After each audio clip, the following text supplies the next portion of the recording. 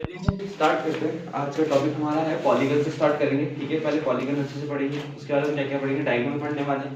ठीक है, तो स्टार्ट करते हैं सारे पॉलीगन से। पॉलीगन होता क्या है? पॉलीगन एक ऐसी शेप जो किससे मिलकर बनी होती है? The shape form by line segments. The shape form by line segments. ऐसी शेप जो लाइन सेगमेंट से मिलकर बनती है उसको हम क्या बोलते हैं? पॉलीगन। ठीक है, सबसे पहले कि ऐसी शेप जो किससे मिलकर बनेगी? लाइन सेगमेंट से, उसको हम क्या बोलते हैं? पॉलीगन। जैसे एग्जांपल के लिए छोटा सा हम लेते हैं क्वाड्रिलेटरल या फिर जैसे रेक्टेंगल। रेक्टेंगल एक टाइप का पॉलीगन ही होता है, आगे जाकर पढ़ेंगे कौन सा होता है। ठीक है, रेक्टेंगल। रेक्टेंगल किससे मिलकर बना है? रेक्टेंगल देखिए जरा ध्यान से, एक लाइन सेगमेंट, दो लाइन सेगमेंट, तीन लाइन सेगमेंट और चार लाइन सेगमेंट से मिलकर रेक्टेंगल बनता है। ठीक है, इसलिए हम इसको पॉलीगन बोलते हैं। क्या बोलते हैं? पॉलीगन। पॉलीगन में वो सारी चीजें जो किससे मिलकर बनती है? लाइन सेगमेंट से। जैसे सर्कल है, सर्कल कोई पॉलीगन नहीं होगा क्योंकि लाइन से मिलकर थोड़ी बना है, तो कर्व से मिलकर बना है ना, गोल घुमा हुआ। ठीक है, लाइन से मतलब सीधी लाइनों से, लाइन से मतलब सीधी लाइन से। जैसे ट्रायंगल देखो, ट्रायंगल होता है ट्रायंगल। ठीक है, तो ऐसा कितनी लाइन है? 1 2 3, तीन लाइन सेगमेंट से मिलकर बना हुआ ऐसा। अच्छा, एक और चीज इसमें एक और वर्ड ऐड कर देना, पॉलीगन जो होता है क्लोज्ड होता है। क्या होता है? क्लोज्ड। हमने पढ़ा था क्लोज कर्व और ओपन कर्व, तो एक क्लोज कर्व होता है। कैसा होता है? Close curve. क्लोज कर्व मतलब इनिशियल और फाइनल पॉइंट क्या होगा इसका? सेम। क्या होगा? सेम। ठीक है, क्लोज कर्व होता है पहला पॉलीगन का पहला पॉइंट, और साथ ही साथ क्या लाइन सेगमेंट से मिलकर बनता है। ठीक है, डन। ये था इसमें। इसके बाद स्टार्ट करते हैं नेक्स्ट टॉपिक जो हमारा है वो ये है, कुछ चीज आपको याद करने के लिए बोली, जैसे तीन साइड वाले को क्या बोलते हैं, चार साइड वाले को क्या बोलते हैं, एक बार देख लेते हैं जल्दी। क्या तीन साइड वाले को बोलते हैं? ट्रायंगल। क्या बोलते हैं? ट्रायंगल। चार साइड वाले को क्या बोलते हैं? क्वाड्रिलेटरल। इसी क्वाड्रिलेटरल के अंदर सब आते हैं। ठीक है, चाहे वो आपका क्वाड्रिलेटरल के अंदर क्या क्या आएगा? इसके अंदर square, rectangle, rhombus, trapezium, kite. ठीक है, सब इसी के अंदर आया जाएगा। ठीक है, क्वाड्रिलेटरल। पांचवा टाइप किसके अंदर आएगा? पेंटागन। क्या होता है? पेंटागन। छह साइड वाले को क्या बोलते हैं? सात साइड वाले को हेप्टागन। आठ साइड वाले को ऑक्टागन। नौ साइड वाले को नॉनागन। और 10 साइड वाले को डेकागन। ठीक है, थोड़ा स्पेलिंग का देखो, बाकी सब सही है। ठीक है, इतना इनके नेम होते हैं। जो तीन साइड वाला होता है उसको ट्रायंगल बोलते हैं, चार साइड वाले को क्वाड्रिलेटरल, पांच साइड वाले को पेंटागन, छह को हेक्सागन, सात को हेप्टागन और आठ को ऑक्टागन, और नौ को क्या बोलते हैं? नॉनागन। तो ये हो गया आपका खत्म पॉलीगन के बारे में इंफॉर्मेशन, जनरल इंफॉर्मेशन बोलते हैं इसको। ठीक है, अब आगे बढ़ते हैं नेक्स्ट चीज में। नेक्स्ट चीज हमारे सामने है वो ये है कि यहां से स्टार्ट करेंगे हम। डायगोनल क्या होता है? पहले डायगोनल से पहले एक और definition, regular polygon. Regular polygon. ठीक है, रेगुलर पॉलीगन क्या होता है इसके बारे में बात करते हैं। रेगुलर पॉलीगन, रेगुलर पॉलीगन ऐसा पॉलीगन जिसकी साइड और एंगल सब बराबर पाए जाए। क्या बोला? एक ऐसा पॉलीगन जिसके साइड्स और एंगल क्या होते हैं? सारे इक्वल। समझ में आ गया? जैसे एग्जांपल के लिए इक्विलेटरल ट्रायंगल से बना। इक्विलेटरल ट्रायंगल की सारी साइड्स बराबर होती है, तभी तो इक्विलेटरल बोलते हैं। और एंगल भी सारे क्या होते हैं? बराबर। तीनों एंगल उसके 60 डिग्री के पाए जाते हैं। कितने डिग्री के पाए जाते हैं? 60। बताऊंगा कैसे, क्या वो आगे की बात है, कितना सुनो ध्यान से। क्या बोला मैंने? कहा रेगुलर पॉलीगन मतलब एक ऐसा फिगर, ऐसा पॉलीगन जिसकी सारी साइड्स और सारे एंगल क्या होते हैं? इक्वल। मतलब a polygon which have all sides and all angles equal। समझ में आ गया? जिसके सारे साइड्स और सारे एंगल्स क्या होंगे? इक्वल, उसको हम बोलते हैं रेगुलर पॉलीगन। क्या बोलते हैं? Regular polygon. और इररेगुलर क्या होगा? जिसके सारे साइड्स और सारे एंगल्स इक्वल नहीं होंगे। समझ में आ गया? रेगुलर और एक इररेगुलर। ठीक, ये इसमें एक और चीज आती है बहुत ही इंपॉर्टेंट, एग्जांपल इसको। जैसे एग्जांपल आपको अभी मैंने इक्विलेटरल ट्रायंगल दिया। अच्छा, चार साइड में होता है कोई ऐसा फिगर जिसके साइड साइड्स इक्वल होती है? स्क्वायर। बहुत बढ़िया, क्या होता है? स्क्वायर। और एंगल्स भी बराबर होने चाहिए। हां, स्क्वायर खाली क्या होता है?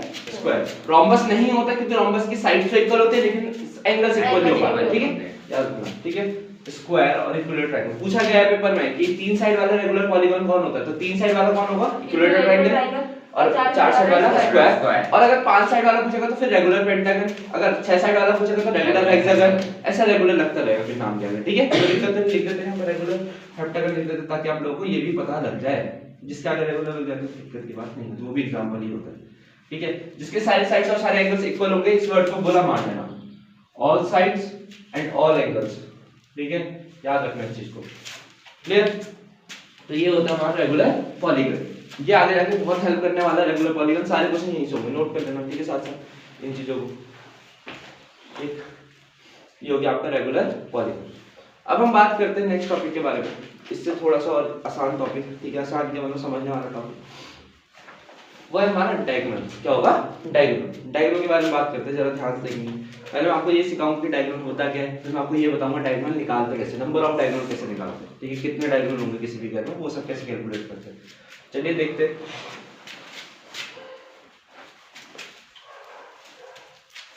चलिए ध्यान सुनिए, हुआ क्या, डायगोनल मतलब है, डायगोनल टॉपिक का नाम है डायगोनल, डायगोनल, ठीक है। तो कहानी ऐसी है,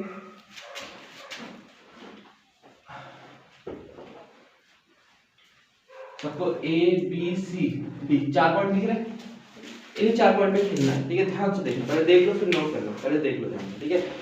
A B C D 4 point होंगे, ठीक है। मैंने कहा ए से लाइन निकलेगी, लेकिन वो लाइन एडजेसेंट पॉइंट को नहीं छुएगी। किसको नहीं छुएगी? एडजेसेंट। एडजेसेंट मतलब होता है मेरे बगल वाले, एडजेसेंट मतलब मेरे बगल वाले। तो मैंने कहा ए से लाइन तो निकलेगी, लेकिन किसको नहीं छुएगी? एडजेसेंट बगल वाले। ए के बगल में कौन है? बी, और ए के बगल में डी भी तो है। समझ में आया कि नहीं? क्या बोला, ध्यान से सुनेंगे। ऐसी लाइन जो किसी पॉइंट से निकलेगी, लेकिन किसको नहीं छुएगी? एडजेसेंट पॉइंट को नहीं छुएगी। किसको छुएगी? फिर जो बचे हुए पॉइंट है, तो कौन बचा? बी और डी को नहीं छुएगी, तो किसको छुएगी? सी। ये बन जाता है डायगोनल। समझ में आया डायगोनल क्यों कहलाता है? दोबारा मैंने बी को भी चुना, बी के एडजेसेंट कौन कौन होंगे? ए और सी। एक तो बगल में कौन है? ए चिपका हुआ, और एक कौन है? सी चिपका हुआ है। तो किसको नहीं छुएगी? बी, ए और सी को। तो किसको छुएगी फिर? डी को। तो समझ में आया डायगोनल क्यों बनते हैं। अब मैं गया सी पे, मैंने कहा सी भाई तुम भी बताओ तुम्हारे साथ क्या होगा। बोला सी ने बोला मेरे बगल में बी पाया जाता है, डी पाया जाता है, तो ए को तो छू लिया, कोई दिक्कत नहीं, पहले छू लिया ब्लू वाली लाइन से। ऐसे डी के पास भी जाऊंगा तो वो भी छू रहा, उसने बी को। समझ में आ गया। तो इसीलिए मैं कहता हूं कि डायगोनल जो बनेंगे वो इस तरीके के बनेंगे। समझ आया? दो डायगोनल दिख रहे हैं। अबे दो डायगोनल कैसे बने, क्या बने, उसका फार्मूला बताऊंगा मैं, ठीक है। ऐसी एक और एग्जांपल लेके चलते हैं, दोबारा देखते हैं। मैंने कहा ये देखो, ये फिगर है तुम्हारी किसकी? हेक्सागन है, 6 साइड है ना, 1 2 3 4 6। हां, चलिए इस हर पॉइंट उनको नाम देते हैं ए बी सी डी ई और एफ, ठीक है। तो मैंने जरा इनसे पूछा, ए भाई साहब से ए से स्टार्ट कर। मैंने कहा तुम बताओ तुम्हारे साथ क्या है डायगोनल। उसने कहा मेरे एडजेसेंट पॉइंट को नहीं छूना। तो किसको नहीं छूना? एक ने किसको नहीं छुएगा? बी और एफ को। तो किसको छुएगा? सी को, डी को और ई को। किसी को डाउट? समझ में आ गया। अब मैंने बी के पास गया, मैंने बी भाई तुम भी बताओ तुम किस किसको छूना चाहोगे। तो बोला मैं ए और सी को तो नहीं छू सकती, किसको छूंगी? एफ को, ई को और डी को। ऐसे सी के साथ भी करना था। सी को मैंने बोला, उसने बोला डी और बी को नहीं छूएंगे, ए और ई को। तो ए को तो छूएगा, कोई दिक्कत नहीं, किसको छूना पड़ेगा? ई को और एफ। समझ में आ गया। ऐसे डी के पास गया, डी को बोला किसको छुएगा, तो डी ने बोला मेरे सी और ई को छोड़ के किसको छू सकती हूँ? B A F. तो बी को छू रखा है, ए को छू रखा है, एफ को छू रखा है। समझ में आ गया? क्लियर? ऐसे ई ने सबको छू रखा, ऐसे करके हो जाएगा डन। तो इसको बोलते हैं डायगोनल्स। क्या बोलते हैं? डायगोनल। तो सिंपल सी डेफिनेशन क्या होगी डायगोनल की, पहले मैं हिंदी में लिखाऊंगा, फिर उसी को इंग्लिश में कन्वर्ट करेंगे, ठीक है। तो लिखेंगे हिंदी में, सबसे प्यार से अच्छे से लिखेंगे। ऐसी लाइन सेगमेंट, ऐसा लाइन सेगमेंट लिखो, ऐसा लाइन सेगमेंट, ऐसा लाइन सेगमेंट जो एडजेसेंट पॉइंट को टच ना करे। समझ में आ गया? ऐसा लाइन सेगमेंट जो एडजेसेंट पॉइंट को टच ना करे। क्लियर हो गया? क्लियर? बस ऐसा समझ लो। क्लियर? इसको हम बोलते हैं क्या? डायगोनल। क्या बोलते हैं? डायगोनल। क्लियर? कोई पूछे कल के दिन क्या होता है डायगोनल, तो उसको ऐसे बताना है कि मैडम देखो लाइन सेगमेंट ऐसा जो एडजेसेंट पॉइंट को टच ना करे, उसके अलावा किसी को भी छोड़ो, उसको हम डायगोनल बोलते हैं। क्लियर? किसी भी फिगर में। चलिए स्टार्ट करते हैं, जरा लिखेंगे, अब इंग्लिश में लिखेंगे, इसकी डेफिनेशन लिखेंगे। A line segment, line segment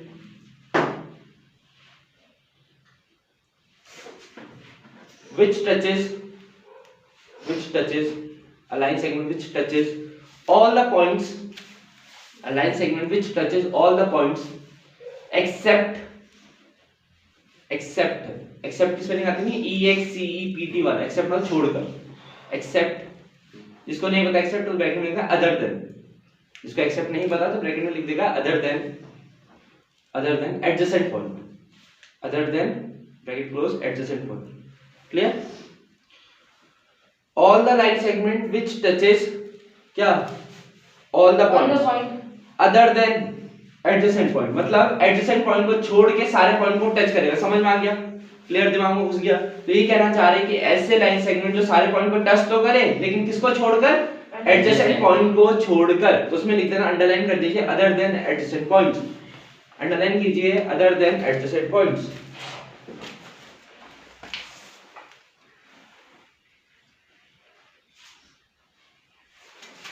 ठीक है, ये हो गया आपका क्या इसकी डेफिनेशन। अब इसका फॉर्मूला लिखेंगे नंबर ऑफ डायगोनल्स का, लिखेंगे नंबर ऑफ डायगोनल्स। किसी भी फिगर में कितने डायगोनल्स होंगे ये देखने का एक फॉर्मूला होता है नंबर ऑफ डायगोनल्स का। लिखेंगे number of diagonals equal to, ऐसे लिखना n ब्रैकेट में n-3/2, ये फॉर्मूला होता है n-3/2। जहां n हो क्या होता है तो बताते हैं क्या है। n होता है नंबर ऑफ साइड्स। क्या होता है? Number of sides. लिखेंगे साइड में n is equal to number of sides. आज मैं कुछ फॉर्मूले लिख के दूंगा, बहुत ही इंपॉर्टेंट। पहले ये था नंबर ऑफ डायगोनल्स का। क्लियर? चलिए देखते हैं। अब हमारा टॉपिक है दो, ठीक है, एक तरफ इंटीरियर एंगल, एक तरफ एक्सटीरियर एंगल। इन दो टॉपिक को डिस्कस करते हैं, फिर हमारा टॉपिक ऑलमोस्ट खत्म हो जाएगा। इंटीरियर एक्सटीरियर एंगल फॉर्मूले भी दूंगा, ठीक है, ध्यान से सुनिए क्या क्या बोला। एक होता है इंटीरियर, एक होता है एक्सटीरियर। इंटीरियर मतलब मैंने एक फिगर बनाई, ठीक, और इसके अंदर के जो एंगल होंगे वो क्या कहलाएंगे?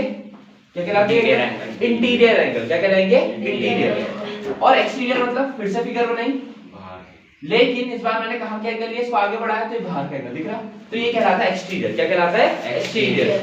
ऐसी मैं इस लाइन सेगमेंट को आगे बढ़ाऊं तो ये क्या कहलाएगा? इंटीरियर क्या एक्सटीरियर? एक्सटीरियर। क्या कहलाएगा? एक्सटीरियर।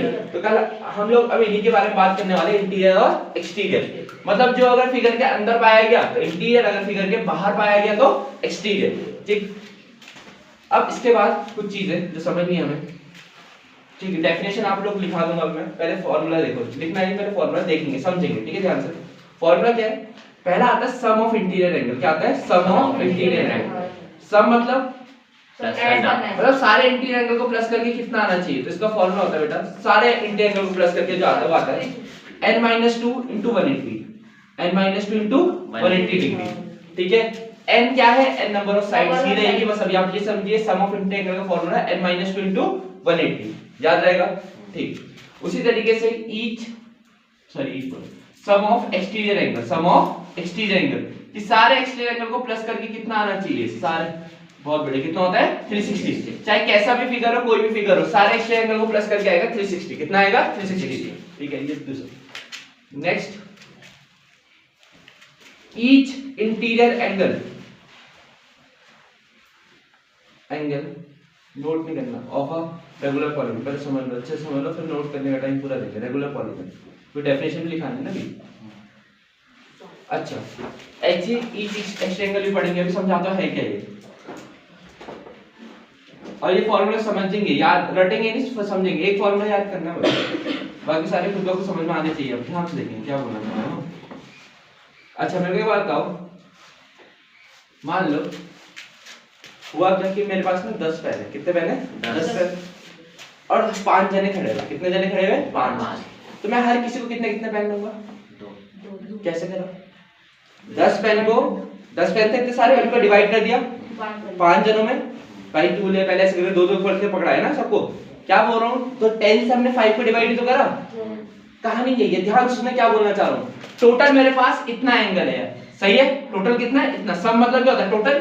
तो टोटल मेरे पास इतने पेन है मान लो, और कितने में डिवाइड करने ये बताओ। इंटीरियर एंगल कितने? अच्छा देखो, कितनी साइड्स है इसमें? 3, क्योंकि n की वैल्यू 3 होगी। n मतलब क्या होता है? नंबर ऑफ साइड्स ना, और जितनी साइड्स होंगी उतने एंगल्स भी होंगे।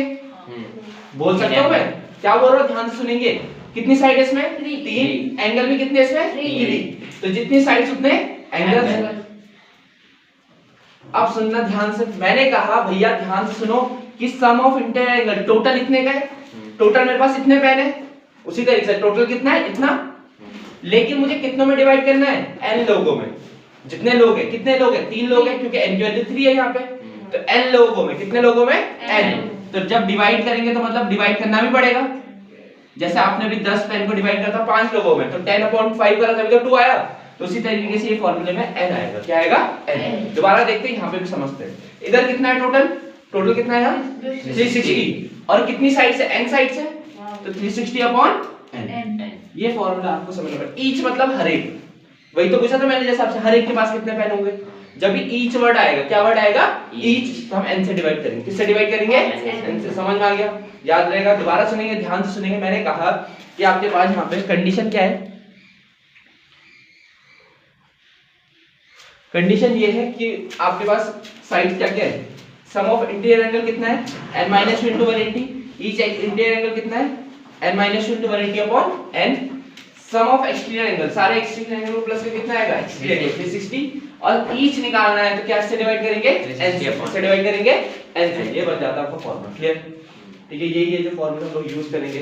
अब इन्हीं के बेसिस पे सारे क्वेश्चन चलेंगे, ठीक है। तो ये हमारा बेसिक सबसे इंपॉर्टेंट फॉर्मूलाज का टॉपिक है, ठीक है। यहीं से क्वेश्चन गारंटीड आता है पेपर में, तो फॉर्मूला करके लिख देना। और अब सुनो, लिखो फॉर्मूला लिख दिया, डेफिनेशन लिखो पहले, एक तरफ इंटीरियर एक तरफ एक्सटीरियर की, ठीक है। एक तरफ इंटीरियर एक तरफ एक्सटीरियर की, ठीक है। डेफिनेशन पे काम करते हैं, लिखेंगे। बोलूं, लिखिए।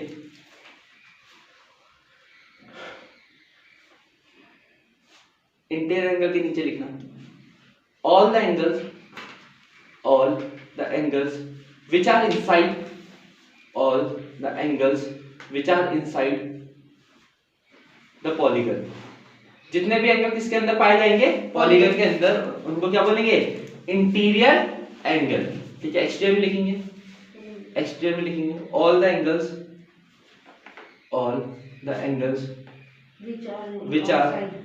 which are outside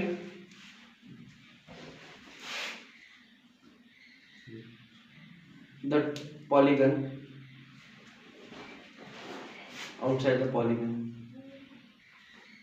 ठीक है। outside the polygon is called या are called exterior angle। Clear, जो एंगल बाहर पाए जाएंगे वो क्या कहलाएंगे, एक्सटीरियर एंगल।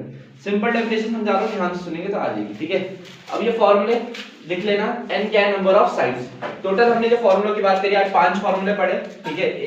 एक ये वाला नोट करते रहना, 2 3 4 तो ये हो गए। एक नंबर ऑफ डायगोनल्स का भी तो पढ़ा था, क्या था भाई नंबर ऑफ डायगोनल्स का फॉर्मूला, n ब्रैकेट -2।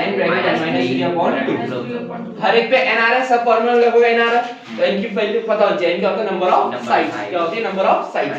जैसे मैं बोलूंगा देयर इज अ पेंटागन, तो कितनी हो जाएगी n की वैल्यू, पेंटागन की बोलो 5, क्योंकि 5 साइड होती है ना। उसी तरीके से हेक्सागन में कितनी हो जाएगी, 6। क्लियर हो गया, n की वैल्यू ऐसे मिलेगी अब हमें, ठीक है।